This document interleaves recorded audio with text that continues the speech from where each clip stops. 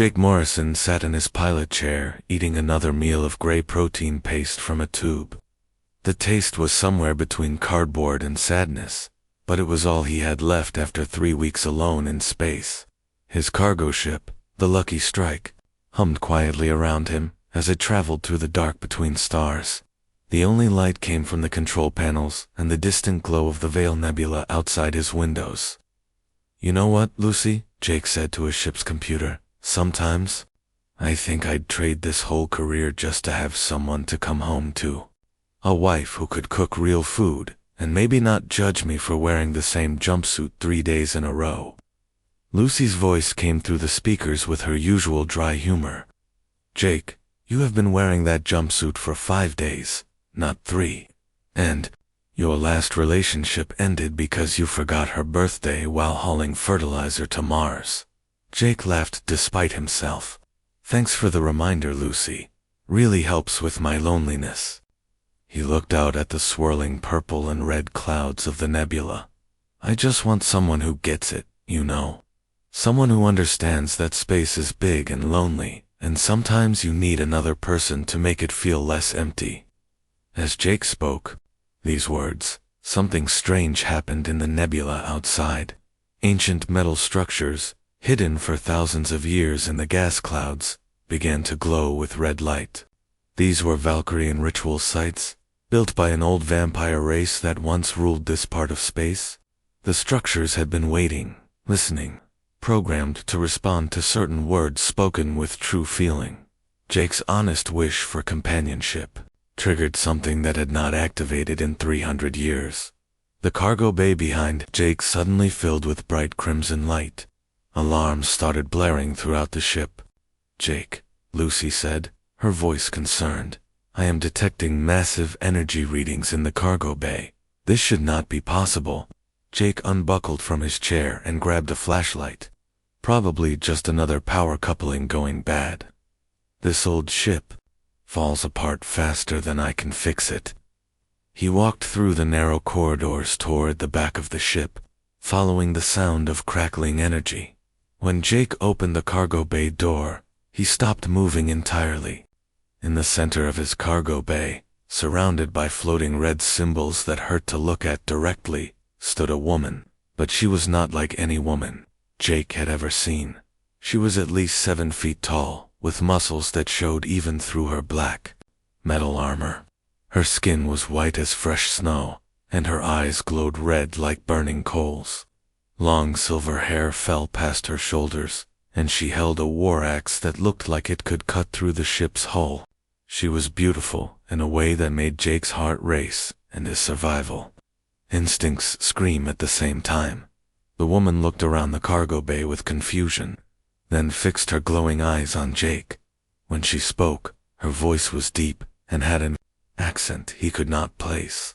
"Human male, I am Zara of the Nightfang clan, Warbride of the 3rd Legion. You have called, and I have answered. We are now bloodbound."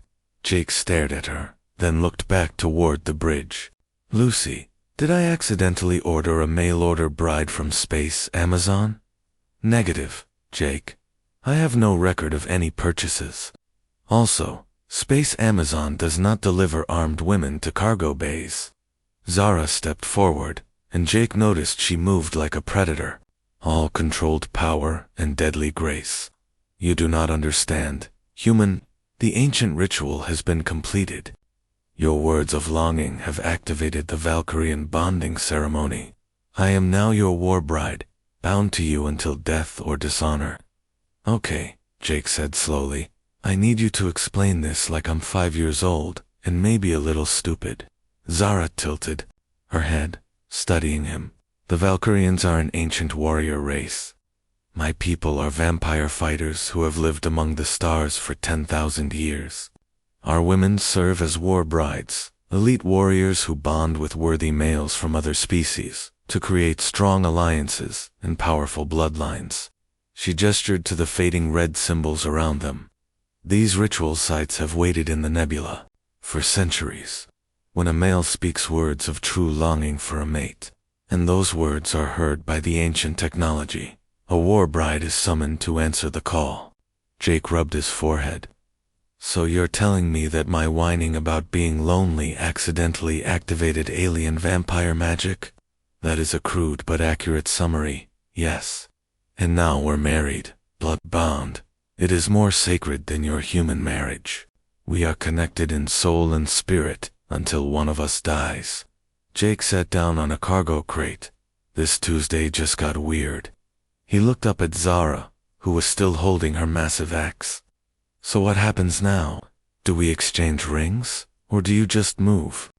And Zara's expression became serious. Now we face judgment. The activation of the ancient ritual has sent a signal to the Valkyrian High Command. They will come to test whether you are worthy of the blood bond. If you fail their trials, both of us will be executed for dishonoring the sacred ceremony. Executed. Jake repeated the word like it tasted bad. How long do I have to prove I'm worthy? 1 lunar cycle by your human calendar. 28 days. Jake looked at this 7-foot vampire warrior woman who had appeared in his cargo bay and was now apparently his wife. He thought about his boring life hauling cargo between planets, eating protein paste, and talking to his ship's computer. Then he thought about being executed by alien vampires for failing some kind of worthiness test. You know what? He said, standing up. I've had worse weeks. Zara almost smiled. You are not what I expected, human Jake Morrison. How do you know my name? The ritual bonding shares basic information between mates. I know your name, your age, your profession. I know you are 28 years old, that you have piloted cargo ships for 6 years, and that you once ate nothing but cheese sandwiches for 2 weeks, because you spent your food money on ship repairs. Jake felt his face turn red. The bonding tells you embarrassing stuff too. I also know that you send half your earnings to support your younger sister's medical school, that you have never killed another sentient being, and that you once spent 3 days searching for a lost child on Ganymede Station when everyone else had given up. Now Jake felt uncomfortable for different reasons. So you know I'm not exactly warrior material. Zara studied him with those glowing red eyes. The bonding ritual is ancient and wise. It would not have brought me to someone unworthy, but I confess, I do not yet understand what strength lies within you. Jake looked around his small, cramped cargo bay with its peeling paint and jury-rigged systems. Then he looked at this vampire warrior who could probably tear his ship apart with her bare hands. Well, I guess we have 28 days to figure it out together. Indeed we do. Jake Morrison. Zara finally lowered her war axe. I suggest we begin immediately. The trials of the High Command are not gentle, and you will need every day to prepare. Jake nodded and walked toward the door. First things first. Are you hungry? I've got protein paste, stale crackers, and some coffee. That might actually be older than both of us. I sustain myself on blood and the glory of battle. Right. Vampire. I'm going to guess my pantry doesn't have either of those things. As they walked toward the ship's small galley, Jake wondered what he had gotten himself into. 20 days to prove himself worthy to a race of vampire warriors, or face execution alongside the 7-foot woman who was now apparently his wife. He had definitely had worse weeks, but he was starting to think this one might end up being his last. Zara began Jake's training the next morning with what she called basic combat assessment. Jake called it attempted murder by vampire. She had studied human military records during the night and seemed to think all human males were natural born. Warriors like the soldiers in Earth's databases. She was very wrong. Hold the blade properly, Zara commanded. Watching Jake struggle with a practice sword she had created from scrap metal in his workshop, you grip it like it might escape from your hands. Jake tried to adjust his grip while the sword's weight made his arms shake. Maybe because I'm afraid it might cut my fingers off. I'm a cargo pilot, not a space marine. All human males serve in military forces, according to my research. Some human males serve in military forces, I got rejected from the colonial fleet because I threw up during the physical fitness test. Zara looked confused. You threw up from exercise? It was a really hard exercise. They had been at this for 3 hours. Jake had failed at sword fighting, couldn't lift Zara's war axe without falling over, and had passed out completely during her meditation on glorious death exercise. The meditation involved thinking about dying in battle while hanging upside down from the cargo bay ceiling. Perhaps we should try hand-to-hand combat, Zara suggested. Perhaps we should try something I might actually survive. But Zara was determined to find Jake's warrior spirit. She came at him with controlled movements, trying to teach him basic defensive techniques. Jake spent most of the time on the floor looking up at the ceiling, while Zara stood over him with disappointment in her glowing eyes. You fight like prey, she said after Jake failed to block even her slowest attacks. I am prey, Jake gasped. From the floor. Humans are not apex predators. We're the species that survived by running away and hitting things with rocks. This is not helpful attitude for upcoming trials. Jake sat up, wiping blood from his nose. Look, Zara, I appreciate what you're trying to do. But maybe your people made a mistake. Maybe the ritual was supposed to summon someone else. Someone who knows which end of a sword to hold. Zara's expression softened slightly. The ritual does not make mistakes, Jake Morrison, but I confess, I do not understand what the ancient wisdom saw in you. That was when the pirates attacked. Lucy's voice crackled through the ship's speakers with urgent alarm. Jake, I am detecting 3 ships approaching fast. They are broadcasting Crimson Corsair identification codes. Jake jumped to his feet. Pirates. Why did it have to be pirates? He ran toward the bridge, with Zara following behind him. Through the view screen, he could see 3 sleek attack ships closing in on his cargo hauler.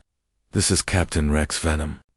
Of the Crimson Corsairs, came a voice over the radio.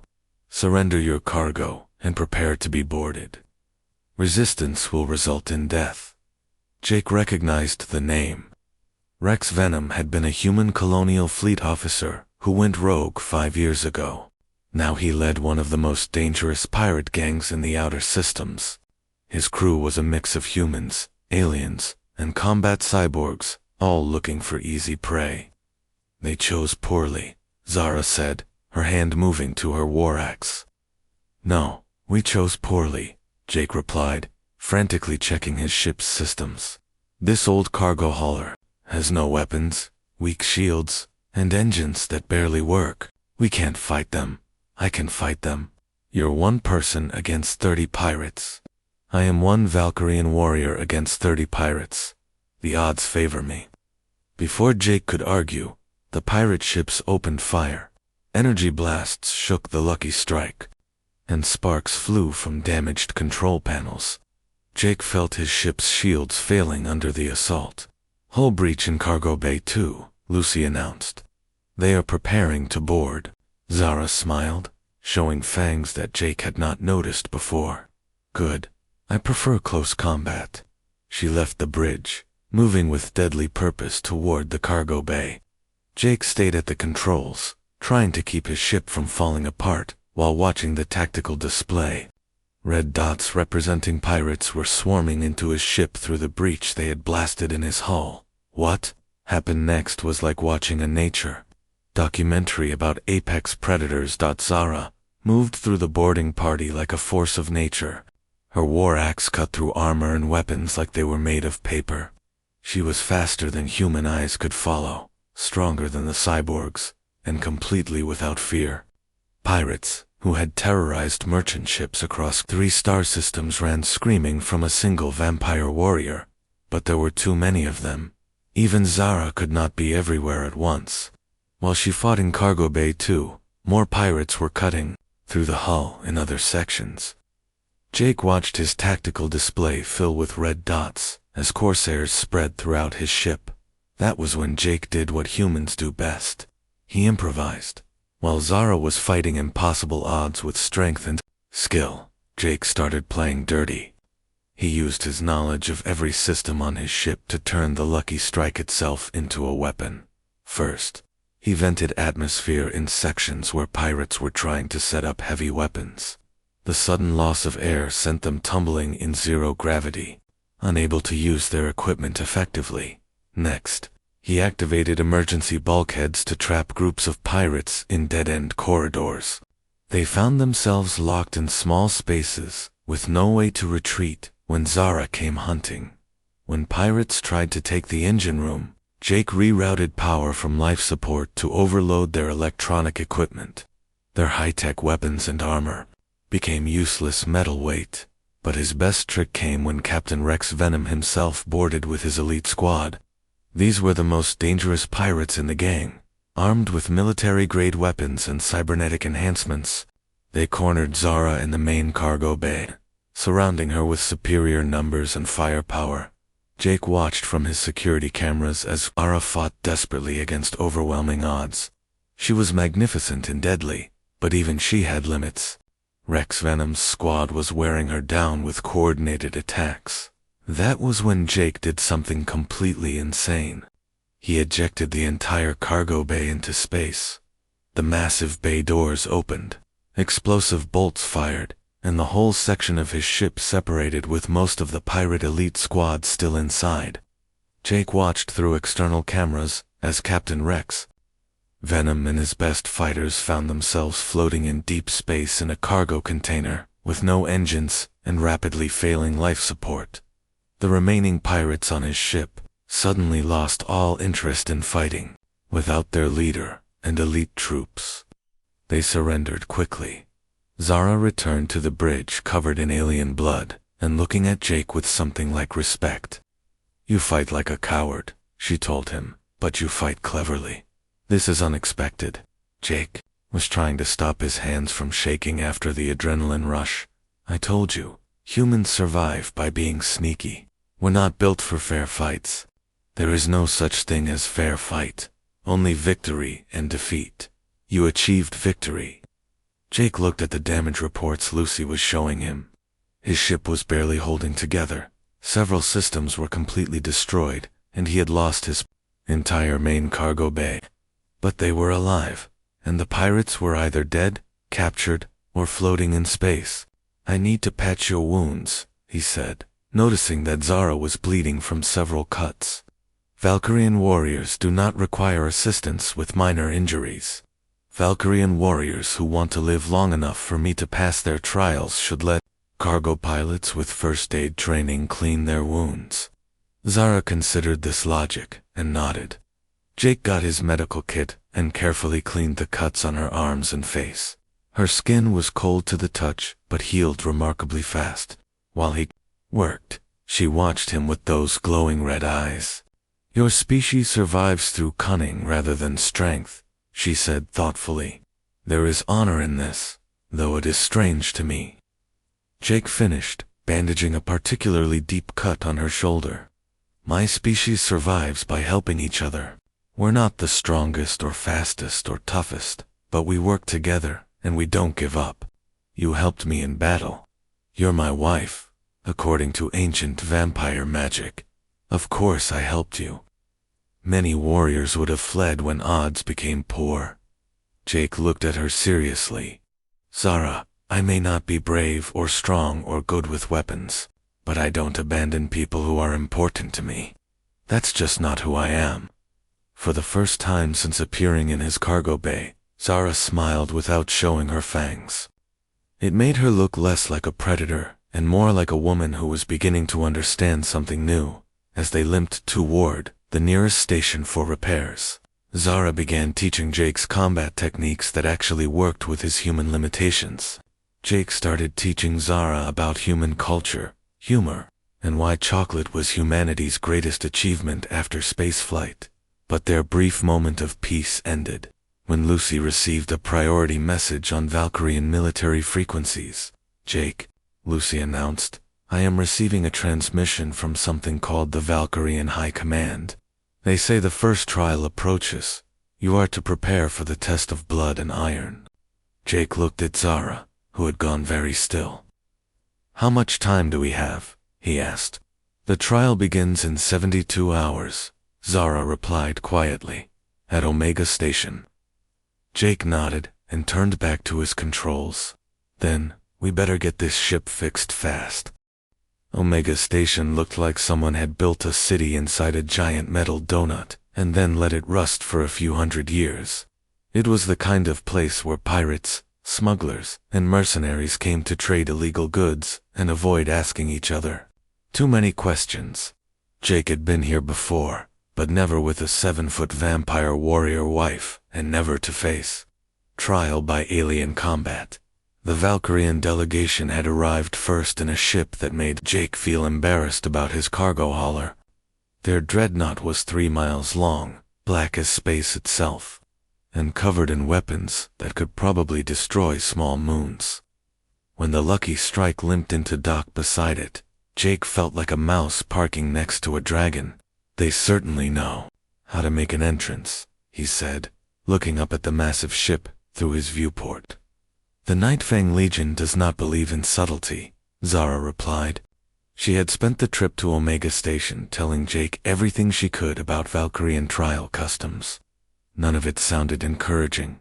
Remind me again what happens if I lose this trial. We both die. Probably slowly.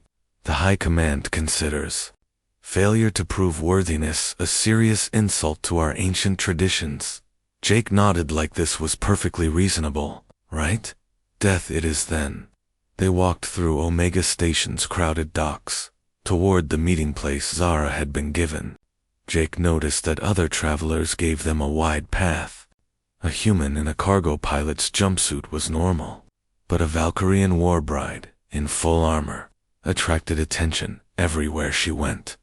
The trial was being held in one of the station's larger cargo bays, hastily converted into something like an arena. When Jake and Zara arrived, he got his first look at the people who would decide whether he lived or died.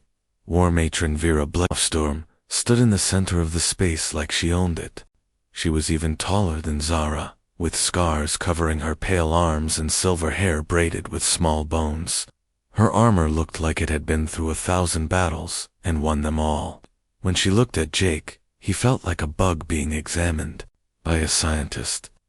So this is the human who dares claim blood bond with my niece, Vera said, in a voice that could cut steel. He is smaller than I expected. Size is not everything, War Matron, said another voice. Jake turned to see 3 other figures standing nearby. These were the other bonded mates Zara had warned him about. The first was a Krogan berserker named Thok, 8 feet of muscle and rage with skin like gray stone and teeth like daggers. His Valkyrian mate Lysa Ironhand stood beside him, looking proud of her terrifying husband. The second was Keth, a Thrakari chieftain covered in ritual scars and carrying weapons that hummed with energy. His warbride, Myra Shadowbane, watched Jake with calculating eyes. The third was the strangest. Unit 77 appeared to be a heavily modified combat android, all gleaming metal and glowing sensors. His mate, Dana Starfang, was the youngest of the Warbrides, and seemed genuinely curious about Jake rather than hostile. The test of blood and iron is simple, War Matron Vera announced. The human will face each bonded mate in ritual combat. If he survives all 3 encounters and shows worthy fighting spirit, the blood bond will be recognized. If he fails, both he and Zara will be executed for dishonoring our sacred traditions. Jake looked at the 3 opponents he was supposed to fight. Thok was flexing muscles that looked like they could crush steel. Keth was checking the edge on a sword that glowed with some kind of energy field. Unit 77 was running diagnostics on weapon systems that Jake could not even identify. Any questions? Vera asked. Jake raised his hand. Yes. Can I have a moment to write a will? You may have 1 minute to prepare yourself spiritually for glorious combat. Jake spent his minute thinking about how much he did not want to die on a rusty space station. Then Thok stepped into the center of the arena, cracking his knuckles, with sounds like breaking concrete. I will make this quick, small human, the Krogan said. You seem weak, and I do not enjoy killing weak things. I appreciate the consideration, Jake replied, then lasted exactly 12 seconds against the Krogan berserker. Thok moved faster than something his size had any right to move. His first punch sent Jake flying across the arena to crash into a shipping container. His second punch would have taken Jake's head off if Jake had not rolled away at the last second. His third punch cratered the metal floor where Jake had been lying. By the time Jake got back to his feet, bleeding from a dozen cuts, and pretty sure at least one rib was broken, Thok had him cornered with nowhere to run. "This is disappointing," War Matron Vera said. "I had hoped for better from the species that defeated the Centauri Empire." That was when Jake remembered something Zara had taught him during their trip to the station.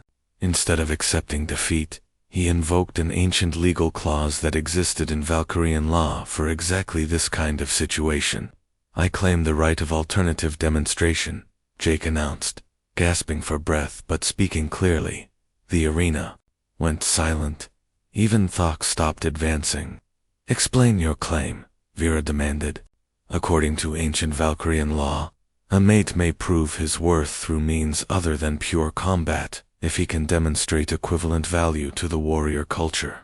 I challenge the bonded mates to prove their own worth, not through fighting, but through surviving the challenges that humans face every day in deep space."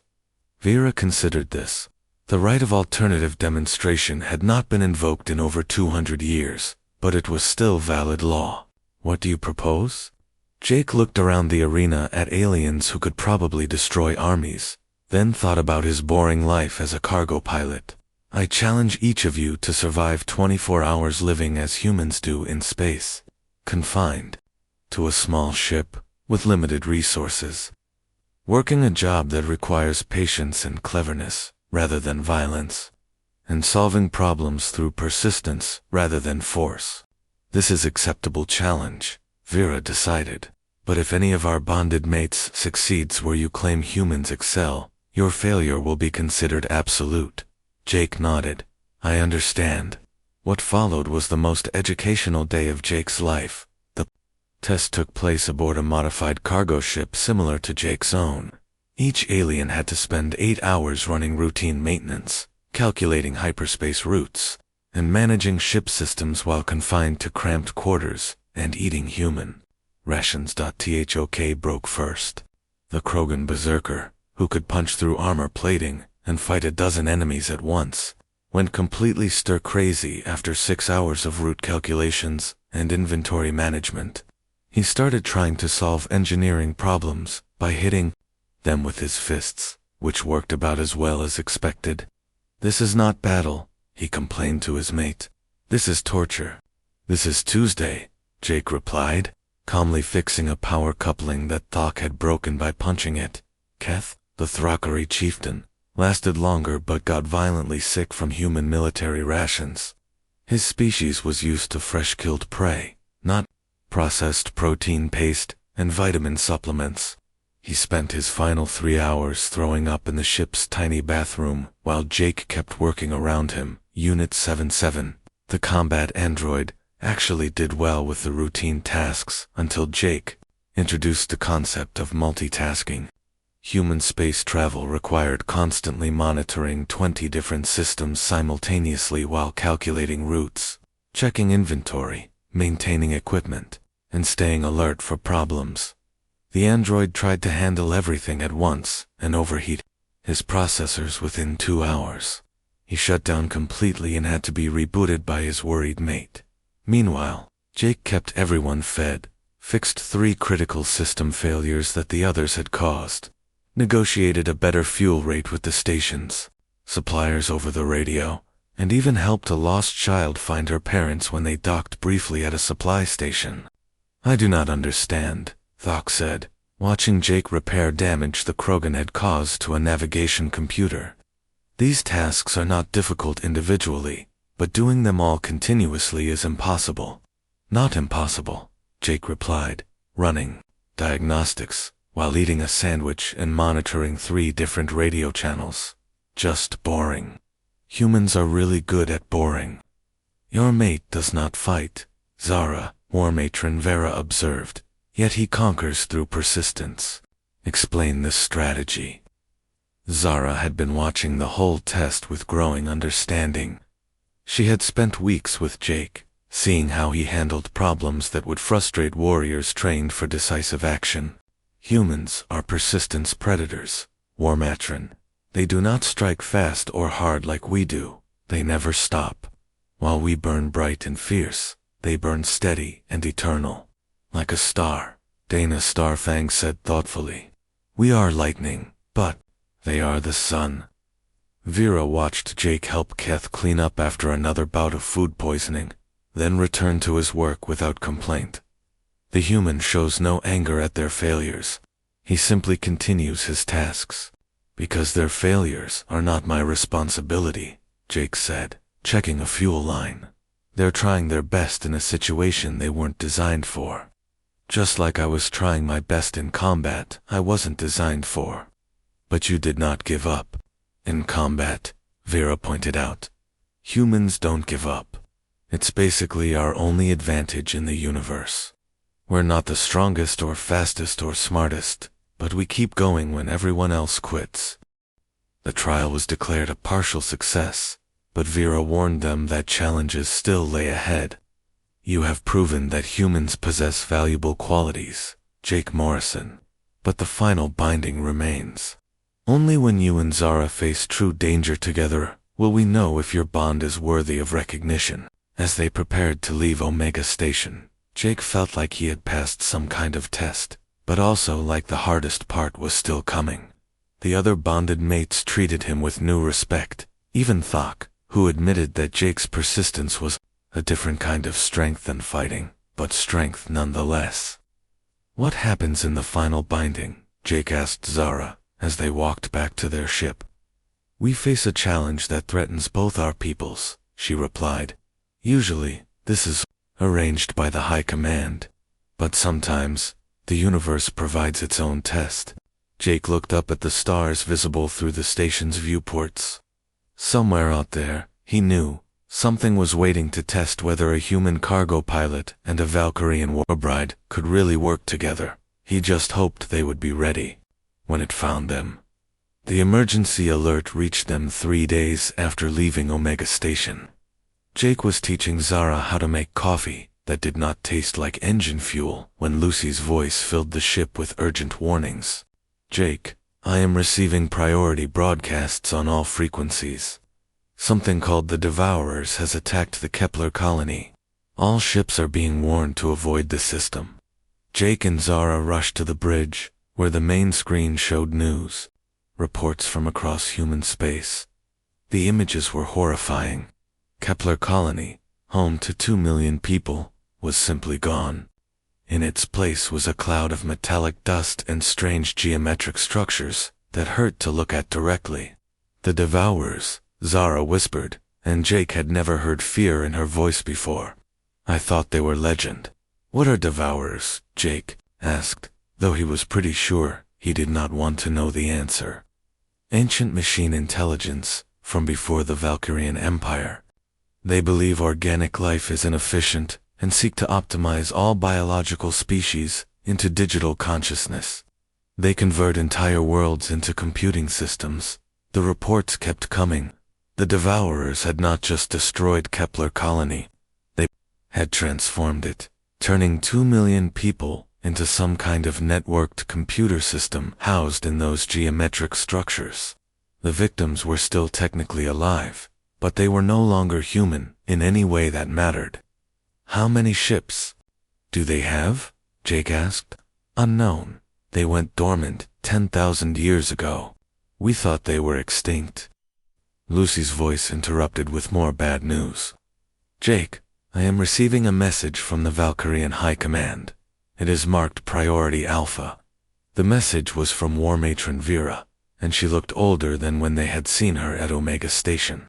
Jake Morrison, Zara Nightfang. The final binding has come whether we planned it or not. The Devourers have awakened and are moving toward both Earth and the Valkyrian homeworld. Our fleets are engaging them, but we are losing badly. The tactical display that appeared with her message showed the horrible truth. 3 devourer fleets were moving through space like a plague, consuming everything in their path. 1 fleet was heading toward Earth, 1 toward the Valkyrian homeworld of Blood Moon, and the 3rd was spreading in all directions to claim other inhabited systems.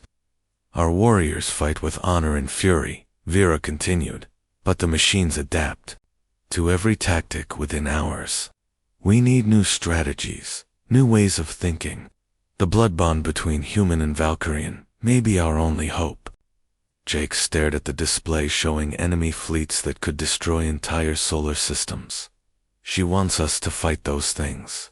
She wants us to find a way to win against impossible odds, Zara corrected. This is what the final binding means. We must face a threat to both our peoples and prove that our union makes us stronger. Jake thought about this while watching the news reports. Human colonial fleet ships were engaging the Devourer, advanced scouts with about as much success as insects fighting a forest fire.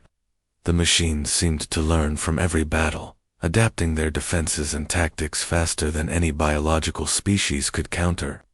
Wait, he said suddenly. That's the problem. Everyone is trying to fight them, like a normal enemy. But they adapt to patterns and strategies. What if we don't use patterns or strategies? All warfare requires strategy. Human warfare requires improvisation. We're really bad at sticking to plans, because we're always changing our minds and trying new things. What if that's exactly what we need against an enemy that learns too fast? Zara looked thoughtful. You propose chaos as strategy. I propose controlled chaos guided by human tactical thinking and Valkyrian warrior instincts. Your people are incredible fighters, but you develop perfect techniques and stick to them. My people can't develop perfect techniques, so we make everything up as we go along. Within hours, they received orders to rendezvous with a combined human-Valkyrian fleet at the neutral system of Haven Point. Jake had never seen so many warships in one place. Human dreadnoughts bristled with missile launchers and particle cannons. Valkyrian vessels looked like flying cathedrals covered in weapons that glowed with supernatural energy. The fleet commander was Admiral Lisa Stone, a tough human officer, who had fought in the Centauri War. Standing beside her was War Matron Vera, looking like she wanted to solve the problem by personally fighting every devourer in the galaxy. The situation is bad, and getting worse, Admiral Stone briefed them. Every time we engage the devourers, they adapt to our tactics faster than we can develop new ones. We need something completely different. Jake stood up in the briefing room full of senior officers and experienced warriors. What if we stopped trying to fight them efficiently and started fighting them chaotically? Explain, Vera demanded. The devourers are machines. They analyze patterns and develop counters. But what if there are no patterns to analyze? What if every ship does something different, something unexpected, something that makes no sense from a tactical standpoint? Admiral Stone frowned. You're talking about abandoning military doctrine entirely. I'm talking about fighting like humans instead of like computers. We change our plans constantly. We improvise solutions to problems we've never seen before, and we make decisions based on instinct rather than analysis. This sounds like recipe for disaster, one of the Valkyrian war leaders said. It is, Jake agreed. But it's a human disaster, not a machine-predictable disaster, and your warriors can make it work because they're skilled enough to adapt in real time. The first engagement was exactly the disaster Jake had predicted. His timing was completely wrong. Half the fleet commanders misunderstood their improvised orders, and the Devourers nearly destroyed the combined fleet in the first 10 minutes. But something interesting happened during the desperate retreat. Jake and Zara, working together on the fleet flagship, began developing something new. Jake's talent for chaotic improvisation, guided by Zara's warrior instincts and tactical knowledge, created a hybrid fighting style that confused even their own forces. All ships, new plan, Jake announced over the fleet communications. Forget everything I just told you. We're going to do something completely stupid instead. Define stupid, Admiral Stone requested. We're going to ram them with cargo ships full of explosives while your fighters attack from 6 different directions, using completely unrelated tactics that I'm making up right now. It should not have worked. By every rule of space combat, Jake's improvised attack should have been a massacre. But the Devourers could not predict what humans would do when humans did not know what they were going to do until they were already doing it. Human crews modified their ships' weapons in ways that made no tactical sense but confused the Devourer adaptation algorithms. Valkyrian warriors boarded enemy vessels, using assault plans so chaotic and unpredictable that the machines could not develop counters fast enough. The battle turned into a rolling disaster that somehow kept working. Every time the Devourers adapted to one insane human tactic, Jake would invent 3 new insane tactics that contradicted the first one. The machine's greatest strength, their ability to learn and adapt, became useless against an enemy that refused to be consistent. But victory came at a terrible cost. Jake was severely injured when a Devourer boarding party breached the flagship's bridge. He threw himself between the machines and Zara, taking plasma burns that should have killed him instantly. Zara found herself facing the choice that defined every Valkyrian warrior. She could follow her warrior code, continuing the battle for glory and honor, or she could abandon her post to save the human she had come to love. She chose Jake. Zara carried his unconscious body to the medical bay while the battle raged around them. She ignored orders from her war matron, ignored the calls of her warrior sisters, ignored everything except keeping Jake alive. "You fool," she whispered to his burned and broken form. "You magnificent, impossible fool. Why did you protect me when I am the warrior?" Jake opened his eyes just enough to see her face. "Because that's what humans do," he said weakly. "We protect the people we love, even when it doesn't make tactical sense." The combined fleet won the battle, but the war was far from over. 2 more Devourer fleets were still heading toward Earth and Blood Moon, and now they would be prepared for human chaos tactics. As Jake recovered in the medical bay, Zara never left his side. War Matron Vera found them there 3 days later, the vampire warrior holding the human pilot's hand while he slept. "You abandoned your duty for him," Vera said. "I chose my duty to him over my duty to battle," Zara replied. "He has taught me that there are different kinds of strength, different kinds of honor." Vera studied her niece's face. "And what has he learned from you?" Zara smiled. "That he is braver than he believes. That humans do not survive through cowardice, but through a courage so deep they do not even recognize it as courage." When Jake woke up, he found Zara asleep in the chair beside his bed, still holding his hand. He realized that somewhere in the chaos of battle and the quiet of recovery, they had become something more than just alien warrior and human pilot thrown together by ancient magic. They had become partners in the truest sense, each making the other stronger. But outside the medical bay, Admiral Stone and War Matron Vera were planning the final assault on the remaining Devourer fleets. They would need every advantage they could get. And the strangest advantage of all was the bond between a human cargo pilot and a vampire warbride who had learned to fight as one. Jake woke up in a Valkyrian medical facility that looked more like a Gothic cathedral than a hospital. The walls were carved from black stone and decorated with silver, symbols that seemed to move when he was not looking directly at them.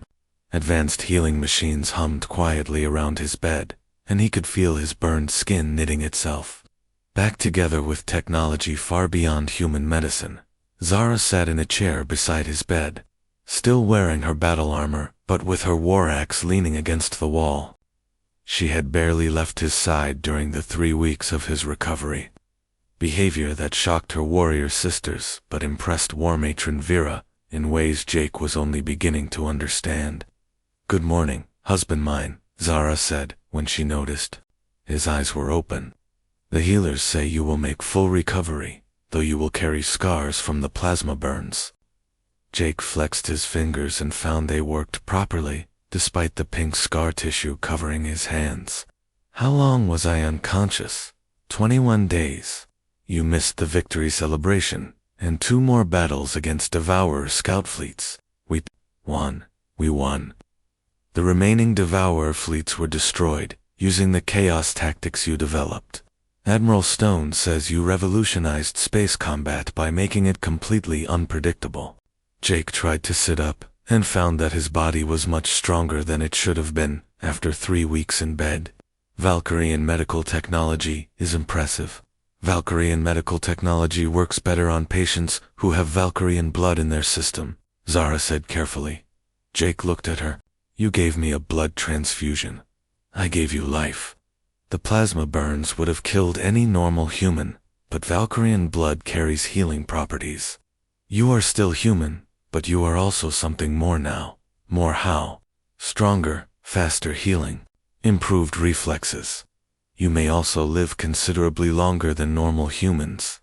The blood bond is now complete in ways the ancient ritual never intended. Jake absorbed this information while testing his improved reflexes by catching a medical tool that Zara tossed to him. His hand moved faster than human normal, snatching the instrument out of the air with supernatural precision. So I'm part vampire now. You are part Valkyrian. There is difference. Before Jake could ask what that difference was, War Matron Vera entered the medical bay. She looked at Jake with something that might have been approval. You have changed, niece, Vera said to Zara. The human has made you stronger, not through combat, but through partnership. And he has changed as well, Zara replied. He is no longer just a cargo pilot who stumbled into our world. He is a warrior who fights with wisdom instead of weapons. Vera nodded.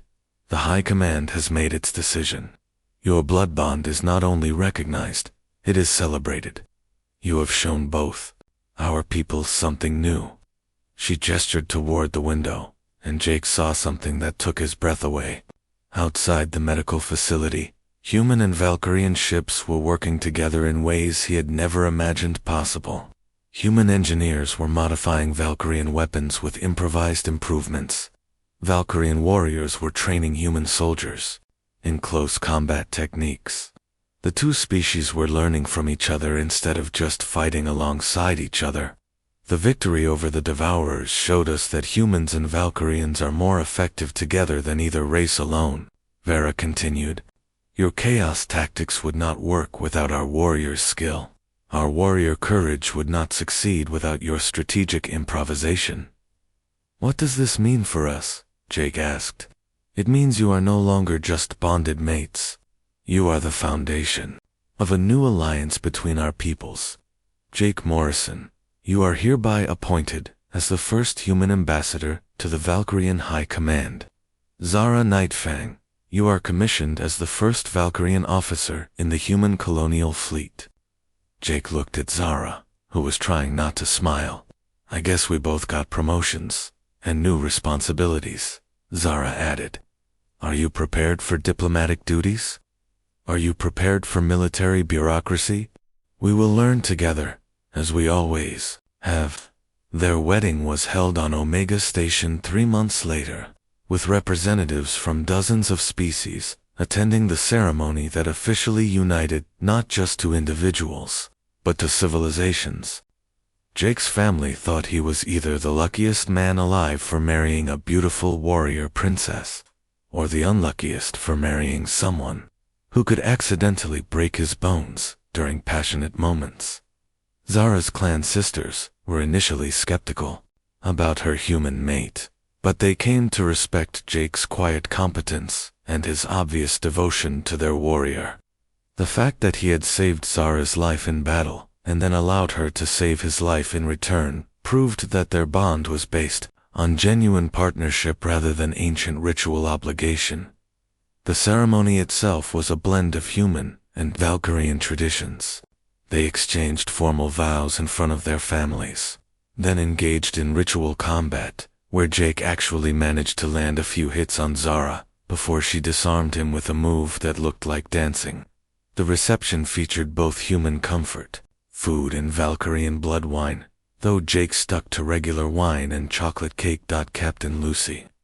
Jake's ship AI had been transferred to their new vessel and served as officiant for the ceremony.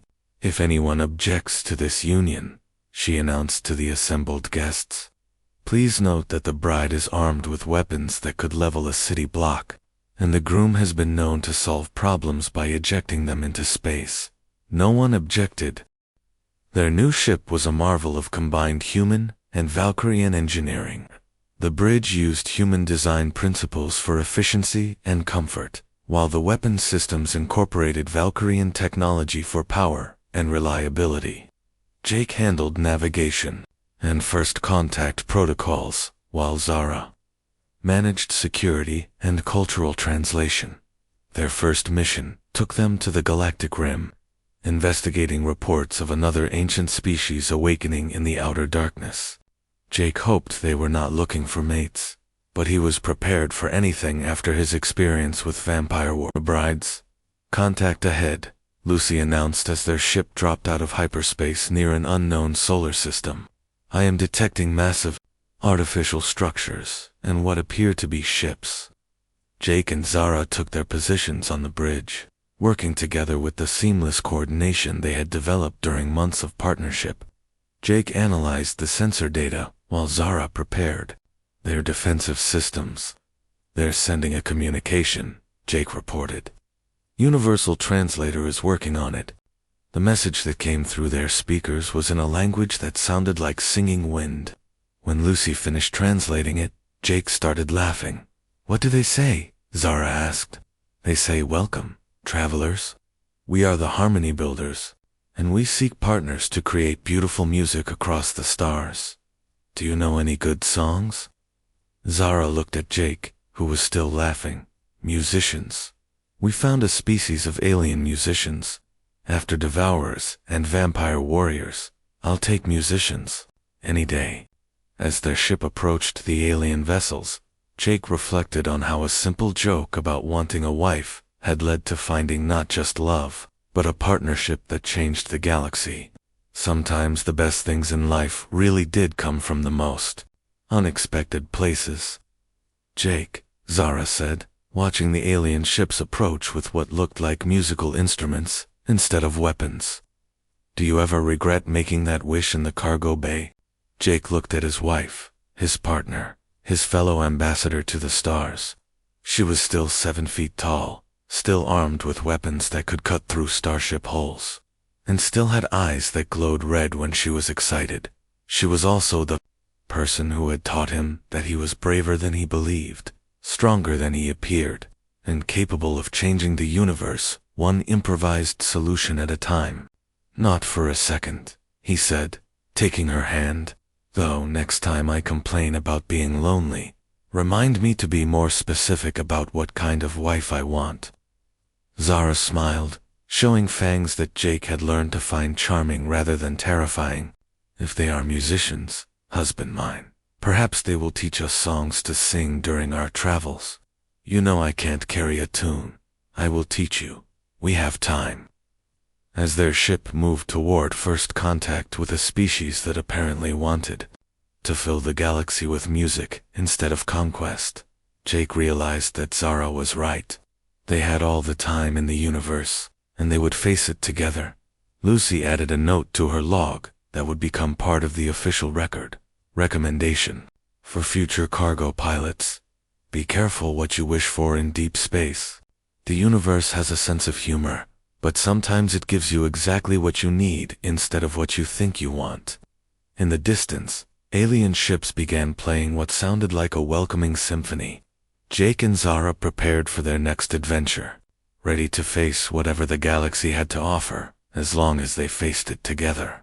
After all, they were partners now, in the truest sense of the word, and partners could handle anything the universe decided to throw at them.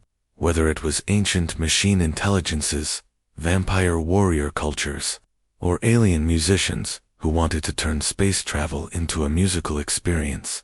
Jake Morrison had joked about wanting a wife, and the universe had given him Zara Nightfang, a 7-foot vampire warbride who had changed his life in every possible way.